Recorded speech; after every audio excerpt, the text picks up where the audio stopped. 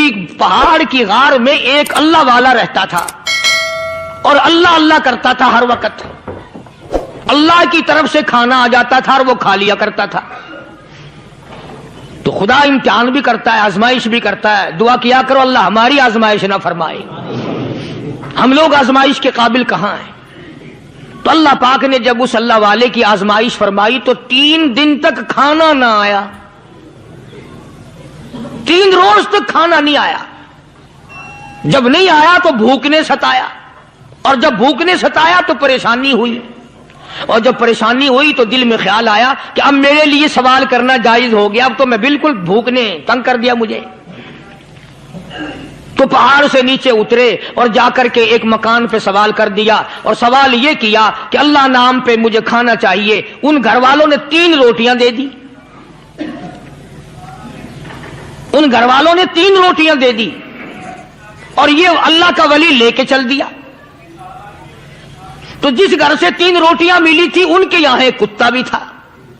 وہ اس ولی کے پیچھے پیچھے لگ گیا اور بھونکار قریب تھا کہ کاٹ کھائے پھاڑ کھائے.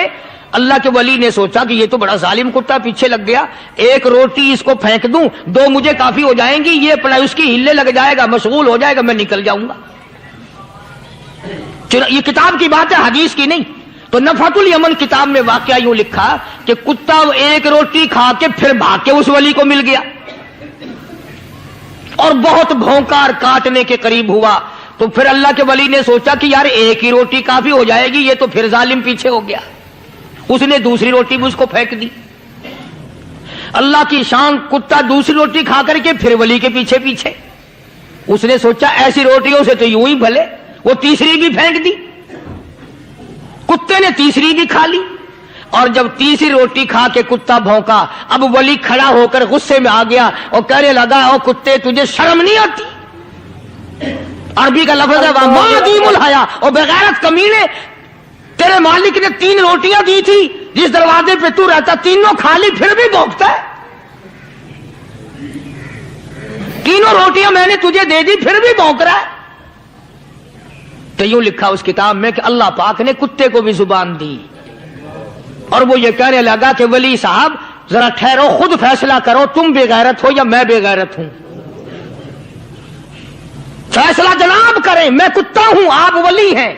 جنت کے کھانے کھائے, ارے 3 دن نہ ملا تو آدمی کے دروازے پہ آ کے ماتھا گھسایا, جھولی پھیلائی, بھیک مانگی, مجھ سے قسم لے لو میں کتا ہوں. کئی مرتبہ 8 دن ٹکڑا نہیں ملتا, قسم لے لو اس دروازے کے سوا کبھی کسی دوسرے دروازے پہ نہیں گیا میں.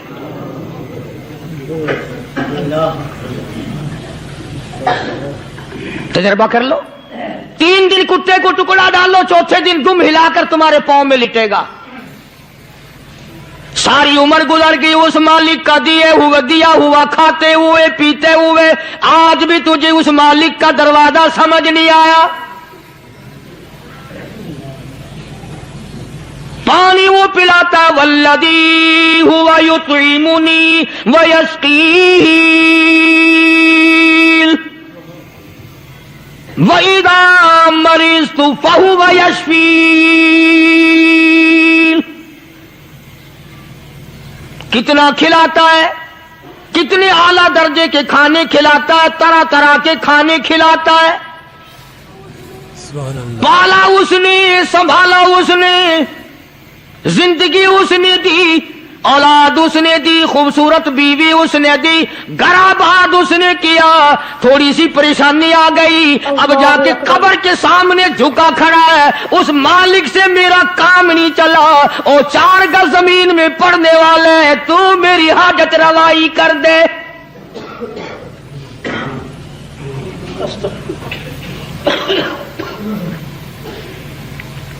کون سے ولی نے یہ تعلیم دی, کون سے ولی نے یہ ترغیب دی؟ خواجہ قطب الدین بختیار کاکی رحمت اللہ علیہ, بابا فرید الدین شکر گنج رحمت اللہ علیہ کا پیر ہے. اتنے اللہ والے لوگ تھے, اتنے اللہ والے لوگ تھے. خواجہ قطب الدین بختیار کاکی رحمت اللہ علیہ کا آخری وقت دلی شہر میں آ گیا. نہ دولت تھی, نہ کوٹھی تھی, نہ بنگلہ تھا. फकीरी, हाय हाय, अजीब बादशाह होती है इन लोगों की। बादशाह इनके दरवाजों पे आया करते थे। ख्वाजा अबुल हसन खरकानी रहमतुल्लाह अलैह बुजुर्ग गुजरे हैं। महमूद गजनवी का जमाना है। महमूद गजनवी मरहूम बादशाह नेक आदमी था। ख्वाजा अबुल हसन खरकानी रहमतुल्लाह अलैह की खिदमत में आया और हजरत ने यूं पूछ लिया, फरमाया महमूद 2-4 दिन पहले भी तो सुना था कि तुम इधर आए हो, मुझसे मिल के नहीं गए? तो कहने लगा हजरत सरकारी दौरे पे आया था, सरकारी दौरे की लपेट में अल्लाह वाले की जियारत को बेअदबी समझता हूं।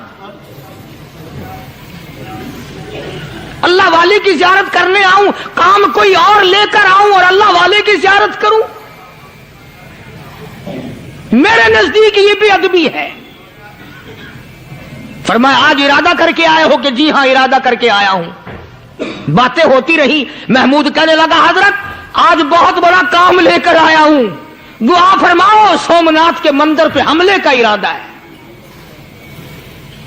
70 राजाओं की फौज आएंगी, 70 बादशाहों की फौज आएंगी, 70 राजा हिंदू अपनी फौज लेकर आएंगे, मैं अकेला मुसलमान मुकाबले में आऊंगा, दुआ फरमाओ वो कादिर करीम मुझे फतह अता फरमाए। कैसी नीयत लेकर आया करते थे बादशाह लोग फकीरों के दरबार में। आज तो अगर किसी वली के पास भी जाओगे, मैंने मौलाना उबैदुल्लाह अनवर मद्दसिल्लू से पिछले दिनों अर्ज कर दिया, मैंने कहा हजरत आप अपने घर में ही रहते हैं, बाहर नहीं निकलते, कई कई दिन लोगों को नेकी मिलेगी, जियारत होगी। तो फरमाने लगे कारी साहब आपको क्या पता है, बस इसी काम के लिए लोग आते हैं, हमारी ईंट पर दो, हमने मकान बनाना है, हमें दुकान का तावीज दे दो, हमारे पीछे दुश्मन लग गया, हमारा मुकदमा हो गया, और यूं तो कहने कोई भी नहीं आता, दुआ कर दो अल्लाह मेरी कब्र में भलाई फरमा दे।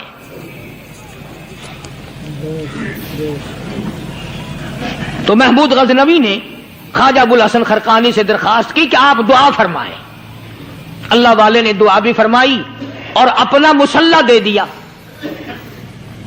यूं फरमाया महमूद जब मुश्किल वक्त आ जाए इस मुसल्ले पे खड़े हो कर 2 रकात नमाज अदा करना। पता चला कि अल्लाह की मदद जो है वो नमाज के साथ है। मैं तुम्हें भी बताता हूं, वली तो मैं नहीं, जब भी कोई परेशानी आए, जब भी कोई तकलीफ आए, फरमाया इस्ताईनो बिस्सब्री वस्सलाह, नमाज पढ़ो इंशाअल्लाह आसानी होगी। सब्र कर, नमाज पढ़, इन्नल्लाह मस्साबिरीन,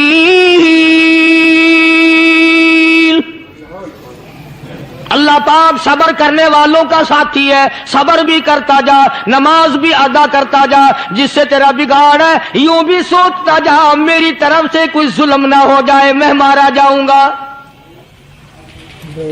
छल्ला साथ लेकर चला गया और अपनी फौज को लेकर के सोमनाथ के मंदिर पे हमला कर दिया।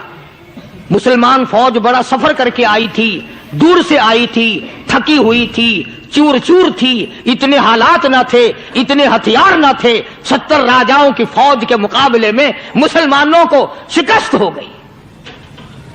महमूद गजनवी को खबर दी गई बादशाह शिकस्त हो गई।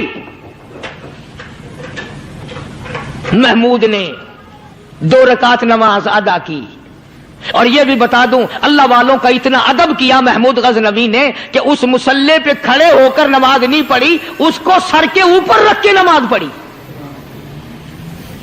मुसल्ला अल्लाह वाले का सर पे रख लिया और नमाज पढ़ी खुदा के हुजूर में, और फिर सर सजदे में रख दिया। ओ मेरे परवरदिगार बेनियाज खालिक व मालिक, मैं गुनाहगार सही, मैं स्याकार सही, मैं तेरा बंदा हूं। ओ मेरे मौला मुकाबला कुफर से है, हक परस्तों की न की तूने घर दिल जोई नहीं, ताना देंगे बुत के मुस्लिम ता खुदा कोई नहीं। ओ मेरे परवरदिगार आज मुझे जलील ना कर, आज मेरी शिकस्त ना कर, आज मुसलमानों को शिकस्त ना दे। और बेनियाज پروردگار، کافر کہیں گے ان کا خدا کہاں گیا؟